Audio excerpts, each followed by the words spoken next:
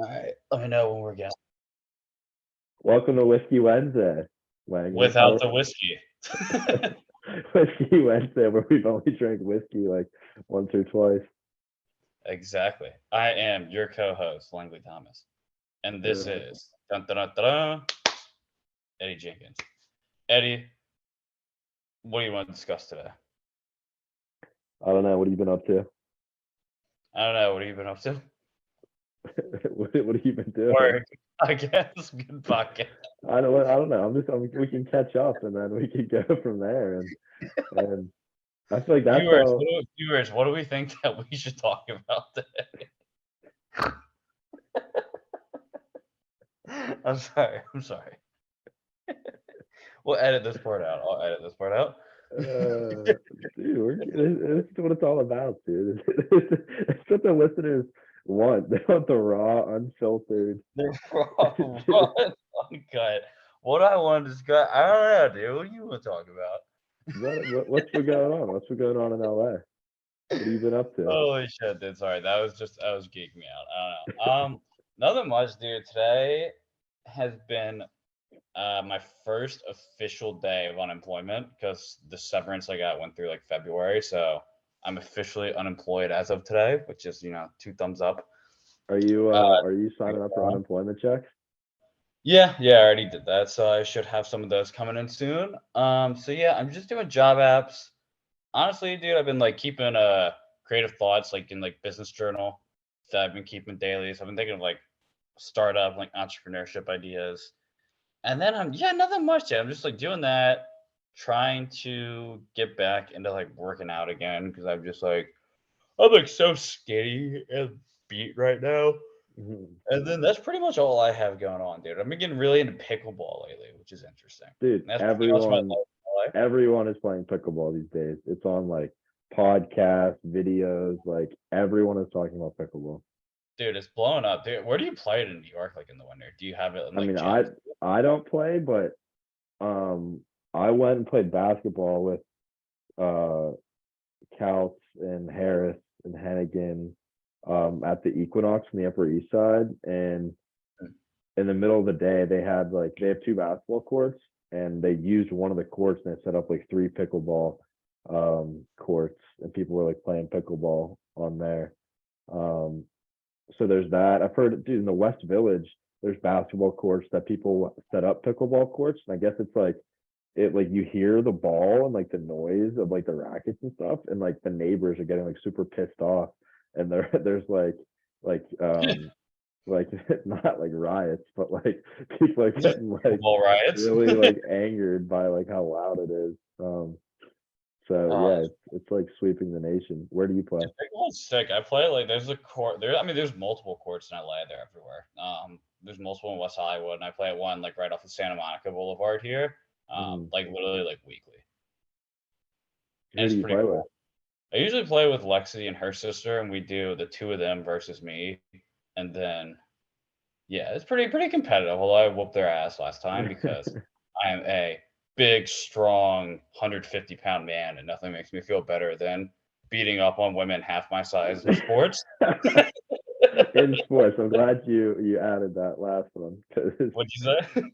I'm glad you added in sports because In sports? No, no, in the editing room. I'm gonna cut your that part out. quote before that was just, "I love beating up on women half my size." There we go. um, Yeah, dude, I've been doing that. But I haven't golfed as much this year, but I'm golfing, playing 18 again on Saturday. My really? golf has actually been like really good lately, for my standards at least, Are you which still is playing barefoot? pretty cool. Nah, dude, I got FootJoys now, actually. In fact, I got them Uh, right down there, my little like black FootJoys. oh, let's Um, go. very nice, dude, very nice. I'm playing What? much better not having to be barefoot. Um, are you keeping a handicap? Yeah, like right now, I'd say like I'm like an 18 handicap, Okay. roughly. Yeah. Yeah. But Yeah. it'll depend on the day. But like I'm generally shooting like 90 or like just breaking 90. On a bad day, I'll shoot like low mid 90s. Yeah. That's And then I for think like, I yeah, do. then for like a couple times I played 9, I was like +7. So, but Dude, that's not usually bad. that'll not hold up for like a full 18. So we'll see. Dude, See that's how I do good. on Saturday. Yeah, there's like I got to the point where now like I have a lot of fun playing. You know what I mean? Because like Mhm. golf can be like really frustrating if like you suck and then it's not worth like paying a bunch of money to go play. But now it's Mm. like you can go to a public course out here for like a good price and like it's totally like worth playing if you're decent. Yeah, I mean, I don't know. To me it's just if I play well or not on any given day. Like if I Yeah. play better than what I expect, then I'm like super happy. I love it. If I play worse, it's like the most frustrating thing ever. Um, but yeah, that's it is just like so fun when you like get consistent enough to the point where like you can play like a normal round of golf where like you're getting some pars, maybe you have some birdie looks. Yeah. Like when you start playing real golf, I feel like yeah, that's where it actually gets like enjoyable. Yeah, that is really fun, dude. Because I'm like when I went out and played 9 last time, I'm like, I had probably like 3 or 4 birdie looks, and I was like, "This is, like, dope." I'm like, when you can just hit the fairway rough, then hit the green, and then, like, you're putting for birdie, as opposed to, like, you slice it, like, 50 yards to the right off the tee, and you chunk it, and you're just like, "God damn motherfucker," and then people are looking at you like, "What's wrong with this guy that he's getting so worked up over golf?" Yeah, dude, when you slice it, then like try to go like through the little like through like the crack in the trees and you hit the tree and it bounces Doesn't go back. through. And like yeah, instead of just like playing the simple game if you're not in the fairway and like just pitching it out right into the fairway, you think you can Yeah. like thread the needle going right for the Dude, green. I do that literally all the time, and then I'm like, "You know what? I'm gonna take this 4 iron and I'm gonna, like, do a 4 iron, like, little, like, low cut draw around this tree," and then you just, like, chunk it 5 yards, and you're just like, "God fucking damn it." Yeah, that's when you get pissed off at the golf course. Dude, that's like low key though. Like when you play with people and like you and like as collectively as a group, you guys are doing that. I think that's when it's like the most fun and just like hysterical. Because like you'll be like advising your buddy. And, like I play with a couple of dudes and like they're probably like 10 worse than me. If I'm like an 18, 19 handicap, I'd say it's like pretty accurate. They're like a 28, 29. And Mhm. so like they're more bound to like fuck up on like general holes and it's like the classic meme. It's like when you're like 100, 57 yards out from the pen, you're like talking to your friend like, ah, dude, should I pull like an 8 iron here? You think I should like a light 7? You go back and forth on it, and then they like just shoot it into like the tree on the right. Dude, I'm Dude, geeking out right now. Holy that is shit. that's what like yeah, like on a par five when you're 250 out waiting for the green to clear. Thinking you're gonna hit your 3-wood to the green and then you chug it 10 yards. Dude, I literally did that the last time. I was like 250 out. I don't even own a 3-wood because I'm fucking retarded. And I was like 250 out and thinking I could hit my hybrid there. And I just swung out of my shoes and literally topped it like 10 yards. And it was so funny. I was like, dude, god damn Uh, it. that's Oh, the what are you best. talking? I'm like laughing from the beginning of the podcast until now. That's what this podcast Uh, is. What should we talk? We're starting off with what should we talk about? And it's just Langley laughing. The laugh podcast. but dude, I feel like when you if you listen to like Rogan, they just like have a conversation and they just like go a bunch of like different directions, you know? No, dude, I totally agree. I love just like getting on here and talking. It's fun. It's like much better than my normal day where I'm like doing job apps and like I finished up my financial modeling class actually last week, so that was good. Now I'm just strictly job apps and reading books. Like right now, look at this fat boy, intelligent investor, like Dude, halfway through it. And this is I'm my day up I'm until this so podcast. impressed. This is so much better.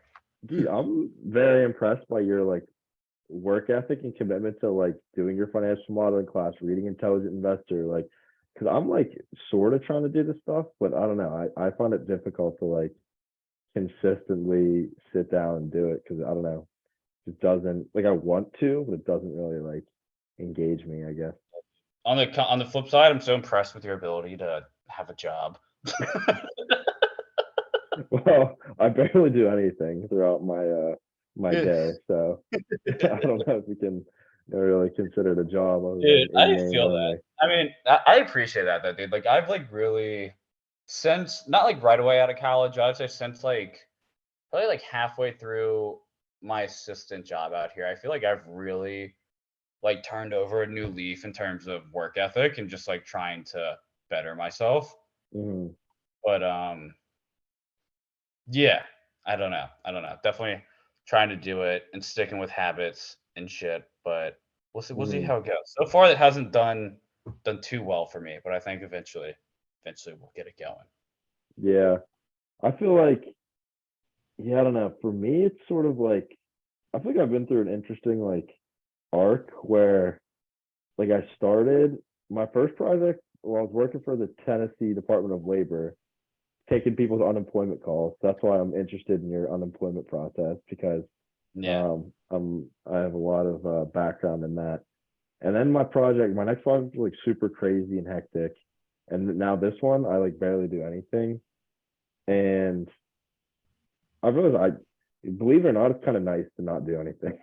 Like No, no, that's, I know. I've been on both ends of the spectrum in my professional life. and I feel like this has been very nice for me to just like chill out a little bit. Because I'm always so like, oh, I got to do this, I got to do that, like I got to perform. And this is like a nice like deep breath, still like relax, which I feel like has been helpful. But eventually I know I'm gonna have to like start doing stuff again.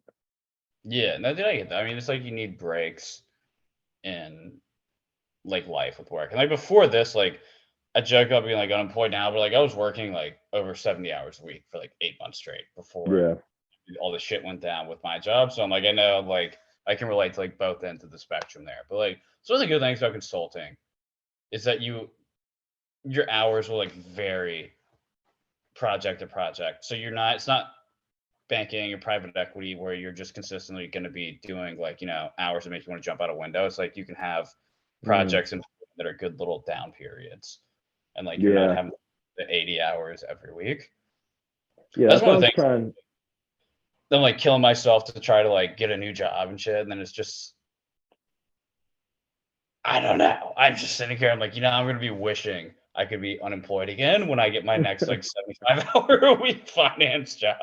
Be like trying to get fired as soon as after like a few weeks back at it. Right. Dude, that's what I'm kind of in like the same mindset where it's like I'm not trying to stress myself out that much about not doing that much right now because it's like this isn't going to be forever, you know. So I might as well enjoy it because whenever something else more crazy comes along, I'm gonna wish I wasn't doing anything. So like I'm just trying to enjoy it while I have it. Yeah, dude. I mean, who knows? We'll see. Like the whole point, and like the more I feel like I read and like dig into like finance and entrepreneurship, it's like everyone just cares about like time and freedom. Like when I Hmm. read different like financial books or like I'm on like Wall Street Oasis, which is like this finance platform, like people talk about their careers and stuff. And like the more I guess exposure I get to it, it's like everyone's just trying to make money so that they can have like the downtime and the Yeah. freedom. You know what I mean? Hmm. You just don't want to have the downtime and the freedom and be like broke and like not in a place where you want to be in your life. You know what I mean? Right. Which is kind of crazy because like, and I feel like a lot of people, it's like, dude, they do like banking to like private equity or even like hedge funds, management consulting, like you name it. It's like a lot of the people that like I read about or I guess are on like these platforms and stuff that I'll like interact with are like really just trying to like retire early. Like make a shit ton of money and then be done at like 45 or 50 as opposed to like in your 60s. I mean, yeah, wouldn't that be incredible? Like, Yeah. Because it's like, I don't know, would you rather be doing fucking financial modeling when you're 45 or chilling?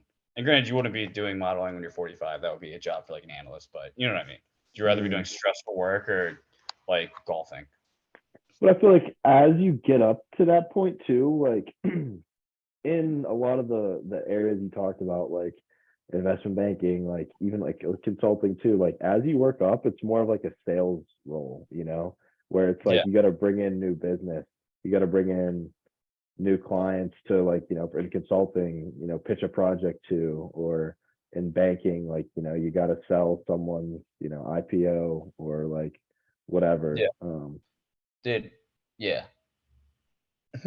Dude, So I feel like it gets to be more enjoyable when you get to like wine and dine people more. I guess what I'm you saying get as to you rise schmooze. up the ranks. Yeah, for But sure. it's You still like super stressful. Like I feel like you don't escape the stress at all though. no, you definitely don't escape the stress. Like the hours get better. Like if you're like if you're like in your 40s or like 50s in private equity, or like banking, you're more likely to be doing like a 50-hour work week from what I've read, as opposed to like analysts who are doing like 70 to 80 and then like even like 90 and 100-hour weeks sometimes. Mhm. Um, but yeah, there's still the stress in the sense that like you're the main guy. You know what I mean? Like you're the one that has to go do the deal sourcing and origination, and like you have to bring in the business. Otherwise, you're gonna be out Yeah. of the job quick. Versus Yeah. like a lower end Mhm. job, it's more technical and more grunt work, but I don't know. It's more of a concrete layout of what you have to do. Yeah, at that level it's more like you eat what you kill. Like, so your paycheck is I'm very sure very commission based, like very um just based on the amount of new business you can bring in. So Yeah. it's like that then you're stressing about that rather than like working all these hours doing manual labor. Yeah, dude. That's one of the things that so I had two interviews earlier this week, and one was a third round interview with a wealth management firm. And I have a fourth round on Friday. Let's go. And I'm like really like starting to maybe it's just because I'm reading like the Intelligent Investor and like other investing books right now, but I'm like really Hmm. starting to consider that as a career path because I'm like, as you get older and more experienced as like a financial advisor, like asset manager, wealth manager, it's all kind of the same shit, synonymous. Um, you can have less work and like you just collect your fees with the assets under management that you have, and it's like a much less stressful like middle-aged life than it is being like an MD at a bank or something. And then you can still make a ton of money if you have a lot of clients. Oh, definitely. I mean, that's like what my dad does, right? Like Yeah, that's what your he dad does. That's what Lexi's dad does. Like, Mhm. and it's kind of one of the things I'm like sitting there and I'm like, shit, dude, like, I think I could be good at it. Who Dude, knows? you would be really good at it, Langley, for sure. I'm like, as I was going over it with the guy, he's like, a lot of it is just soft skills and talking to people, and then like obviously like you have to pass the serious exams and understand the markets. But my only thing is like the firm I'm interviewing with is in LA because I've just been, applying to just a shit ton of jobs and like Mhm. pretty much all like LA and New York, and like most have offices in both. My only thing with wealth management is like, like I don't want to be in LA too long. Like I'm down to be out here for like another like couple years because like LA is Mhm. pretty dope, right? But I feel like I was talking to my dad and Lexi about it. I'm gonna talk to her dad about it. 'Cause I'm like, I don't know, like I don't want to spend like 2 or 3 years getting clients to then just move back to the East Coast and then Yeah. it's just like a wash. You know what I mean? Mhm. Yeah, that definitely makes sense. Um, But who knows? but I guess yeah, like on the flip side, you could just kind of look at it as like gaining the experience in wealth management without like not burning bridges on the East Coast, but without like you're getting the experience and then it could Mhm. just jump right in on the East Coast, like even better than if you just came in with no wealth management experience. Yeah, I guess that's true. I guess that's true. Who knows, dude? I also ran for the first time in like years yesterday, and I'm like, you know what? I still got some wheels. I could just try out for the XFL as a slot receiver and see how it goes. Dude, me and you, should we make a run at the XFL? We just give a run at the XFL actually instead. That would be dope. Dude, I think about that all the time. Like why didn't I try to go pro in sports? Like I just get put in the body bag, like catching a pass over the middle, like the first play. dude, It's- literally like and it comes back to the podcast. Josh It's like, Gordon plays in the XFL. And like really? dude, so listen to this. So my buddy Paul plays in the XFL. I don't Paul's know the if dude that we met at that played at UCLA that yeah, yeah, exactly. So yeah. he played at Nova for 4 years, and then when they canceled football that season because of COVID, um, he transferred to UCLA, played 2 years at UCLA. So he's in the XFL now. He's on Josh Gordon's team. And so all of the XFL lives in Dallas and they all practice in Dallas and like fly out to their games in like whatever city they're going to. But so they were all in Dallas they're like hanging out at someone's house who like actually has a house in Dallas. And he looks over and he sees Josh Gordon just like rolling up a blunt. So so Paul goes, sits his big ass right next to Josh Gordon and was in the blunt circle with Josh Gordon. That's sick, dude. I'm Yeah, assuming the XFL doesn't drug test it. correct. They do not drug test. Yeah. That's insane. What a fall from grace, dude. Holy shit. Literally just because like he liked to smoke weed. Like, yeah, how like the fact like he couldn't smoke weed and like play in the NFL.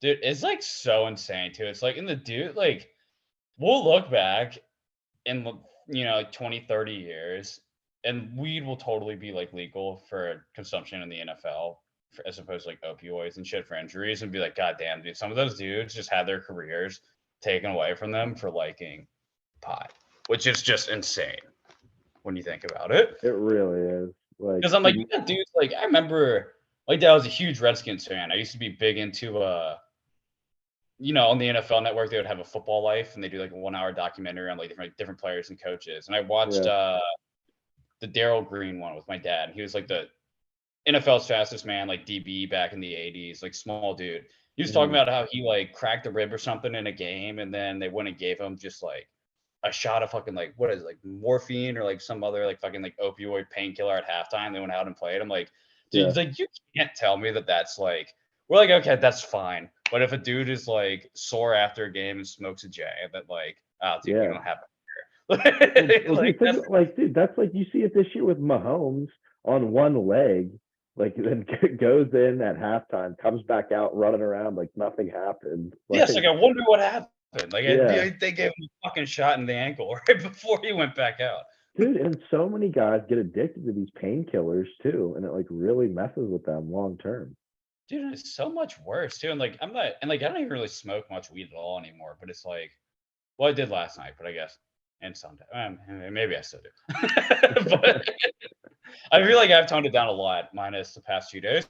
Um, but yeah, dude, I feel like it's just so much better for you than like the opioids, like even like alcohol and shit, dude. I'm like, all weed does, like you could argue it like fucks up your brain in like terms of like your like long term memory, but like you're already getting fucked up mentally in the NFL, and like it's Mhm. so much better in terms of like your body than like those hardcore painkillers. It's crazy.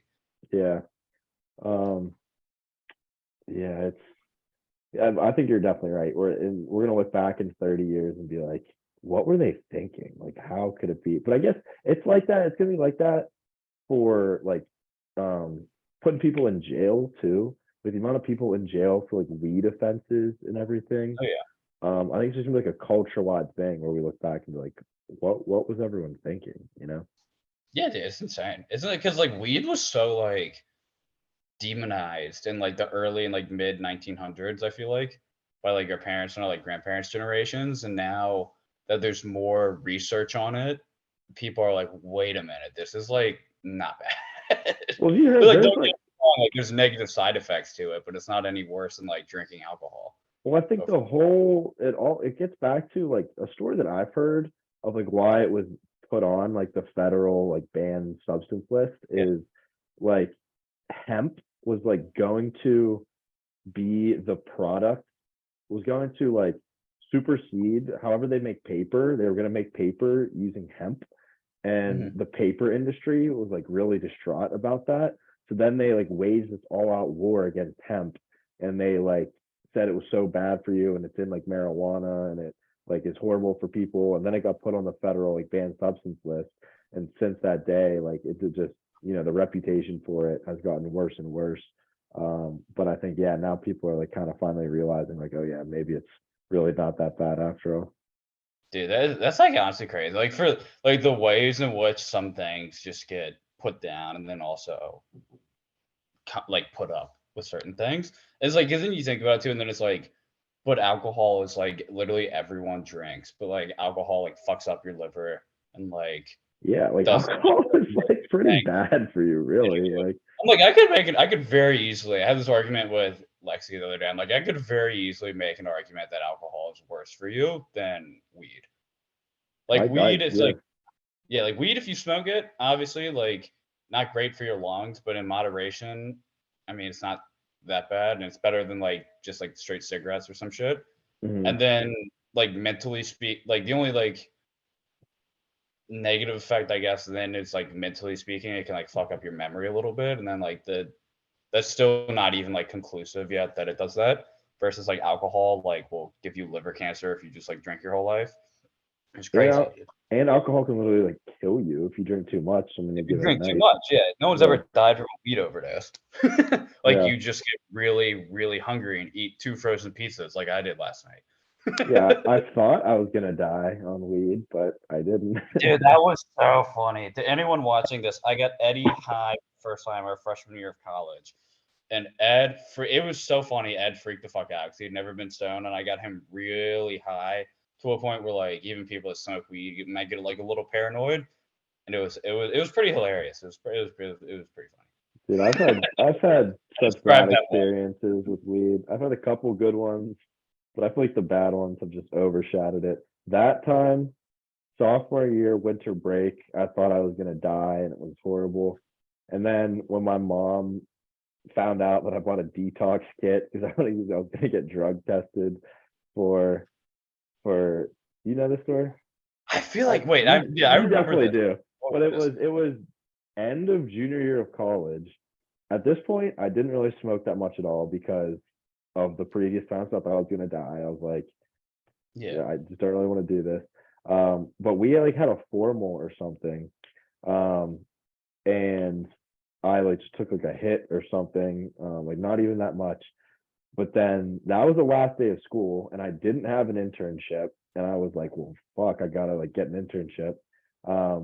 And then the next day, I got an internship offer from Freddie Mac that your sister actually like Oh, I hit me totally up remember for. this. Yeah, and so then, but in that offer, it said you have 7 days to accept, and then once you accept, you have 7 days to get a drug test. And I was like, well, fuck, I just like smoked a little weed last night. If I don't get this job because of a little weed I smoked, like that would be horrible. So, so I went online, bought a detox kit, like with my debit card. Um, then like went to sleep that night, woke up from a text from my mom at 5 a.m. saying like, call me when you wake up. And she's just like, what's mrclean.com? And I'm like, oh my gosh. Wait, And how did she know that? Was it like a credit card that like your parents had access to or something? Yeah, so my debit Yeah. card was still like associated with theirs at the time. Yeah. So and then I just told her, I was like, yeah, mom, I don't really smoke that often, but I just did last night. Like I'm gonna get drug tested, like, and she was crying, dude. She's I like, remember. I can't believe you would do this. Like, I didn't think you were that kind of kid. Like, and I was like, Mom, like, it's college. Like, a lot of people do it. Like, it's becoming legalized. But Like, she just Mom, like, you should have seen my friends Langley and Matt last. but yeah, she was distraught. And my dad called me. He's like, Eddie, I don't care what you do. Just know that your mom's really upset.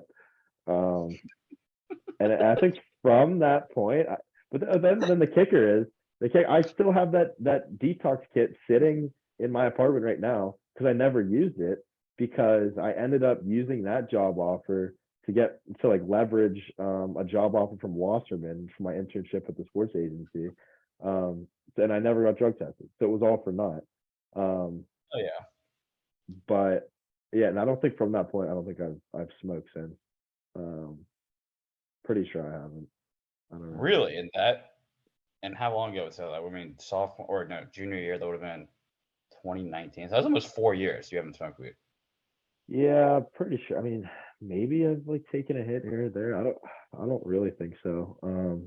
Dude, I've been taking some CBD gummies every now and then before There you bed just to like chill me out. go. But I Those are mean really good. that's Yeah. very different than like an actual edible or anything. Well, it's because CBD gummies, like, there's no, like, obviously, there's no like THC. There's not none of the shit that like actually makes you high. It just chills you out. Yeah. Like a lot of the athletes nowadays, like promoting CBD. Mhm. But yeah, I mean, I don't know. Weed, like with that said, weed is definitely not for everybody. Like it takes a certain personality type. Like I know my dad did not like weed back in the day because he's like not yeah, I don't know. He just doesn't have the personality for it. Like some people get paranoid and not enjoy it. Other people, it's like very nice and relaxes you, like myself. Well, dude, the way it's been explained to me too is like my buddy Vince, like he had a med card back in Pennsylvania.